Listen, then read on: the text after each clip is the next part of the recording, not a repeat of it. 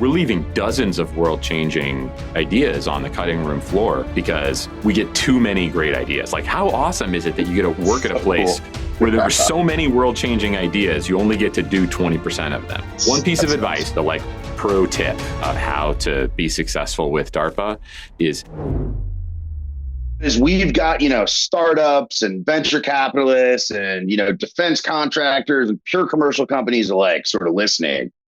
How should they think about, like, when should they ever, engage DARPA? Because I know there's probably a whole bunch of, founders who are like, my God, I don't have a brain big enough to go in there and talk to these folks. Like, I'm just working on this simple thing or that simple thing.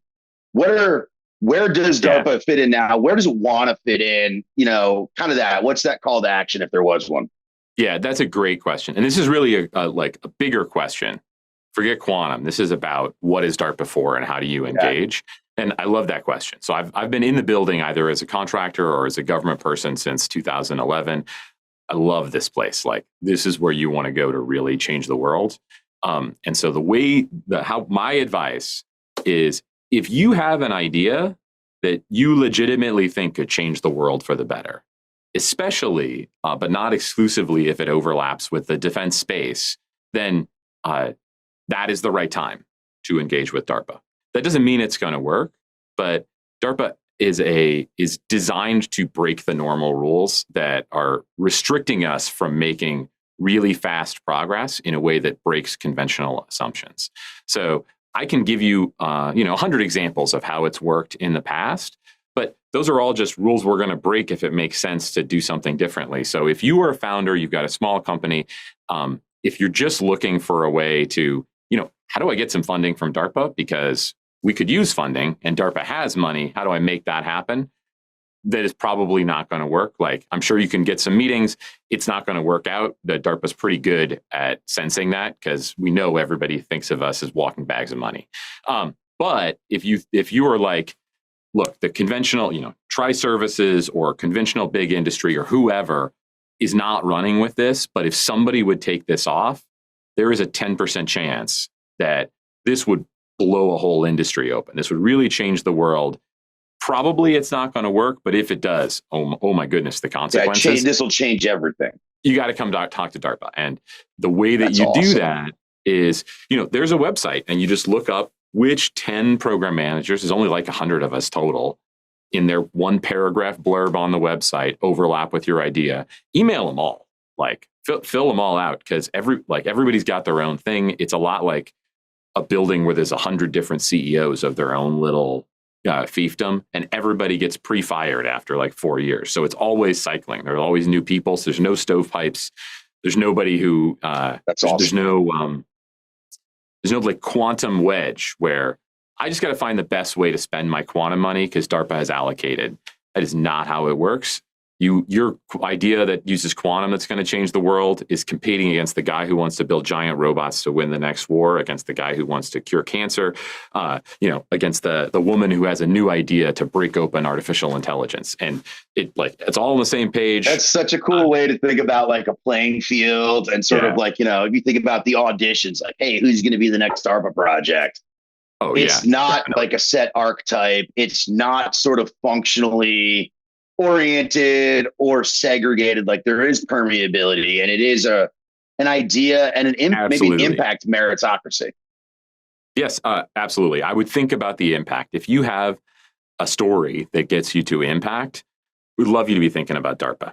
We can't do everything, and there's always trade-offs. Like, one of the heartbreaking and awesome things about the agency is every year we're leaving dozens of world-changing ideas on the cutting room floor because we get too many great ideas. Like, how awesome is it that you get to work at a place where there are so many world-changing ideas, you only get to do 20% of them. Yep. So I would try in the quickest way possible, send your one paragraph, send your one page write-up, try to get somebody in a room, explain, doesn't work, move on to the next opportunity, but like definitely just take a shot. That one piece of advice, if I'm going to give you the like pro tip of how to be successful with DARPA, is you don't want to bring your super glossy slides that you would show VC funding agents. Like one of the things about DARPA is we really do have rigor. Like we keep technical experts on staff. We do our very best to recruit the best and brightest. And like, we want to see the crunchy details. Yep. Now, not in a 100-slide presentation that's going to put something to sleep, but your tight Shark Tank presentation better have the technical argument and not just like the flash that because it immediately turns Show me that off. It's real. Show me that you've thought through some of the dependencies of the relative complexity of it. Absolutely. Yeah. I think that's really, really good advice. And something a lot of people probably, I'm sure, as you alluded to before, come wrong. And they come with some glossy, like a marketing slick sheet. And you're like, all right, like I can't derive anything from this. Skip that. Yeah. Bring the actual abacuses out, right? Like get the impact statement and let's have that conversation. Yeah, there was I knew some guys, some like super awesome guys from an organization which I will not name to protect the innocent. But they worked for a giant famous hospital that you would recognize, right? And this is a team of engineers who had decades of success dealing with DARPA. And they had a standing policy that if they go to meet with a medical doctor at their famous hospital, you got to put on a suit and tie because you want to be taken seriously. You better show up and look sharp. You go to DARPA, you are required not to wear a tie because they're not going to take you seriously if you look like a business development guy. Like you have to look like you are a technical expert. And that by and large holds true. Like if you just send your business development person to DARPA, you're probably not going to make any headway. You want to send the person who really believes and understands technically why this could really change the world. That's awesome. So taking that, right? So let's assume, we've talked kind of through quantum and demystifying some of the complex. We've talked through, when to come to DARPA, sort of what that looks like, the focus on impact, sort of all that. Mm-hmm. So let's spin that into sort of what a next phase would be and say, okay, how does DARPA sort of engage with the rest of the defense community or the national security community? And when you get sort of one of those 10 percenters, what does that look like? Like, are services coming to the table and engaging with you guys and sort of getting buy-in? Do you guys just like solve cold fusion and lob it over the fence into the Pentagon and some PM over there catches it and goes? How's that all work? Yeah. So this is a great question. So the magic word, the jargon inside DARPA for this is called transition, right? So we go and we try to find the world-changing ideas from, you listeners, the genius inventors who have this. And then the first step is you got to figure out what, no kidding, it's going to take to make this work. And maybe you just need $100K in your garage to show that cold fusion works, or that you've got a totally new kind of radar or whatever. Sometimes that's the case. More often, if this is something that has been left lying on the table before, it takes a concerted effort to get that 10 or 20% chance of working, which means there's 5 different institutions. They're all working. Maybe they're working together, each tackling a piece of the puzzle. More often, they're probably competing against each other to see who really can make this work.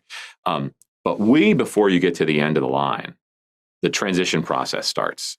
And so you've got to figure out, if I'm really going to change the world, we're serious about changing the world with these ideas. It's not just, okay, prove that this worked, publish a paper on it, maybe something will happen.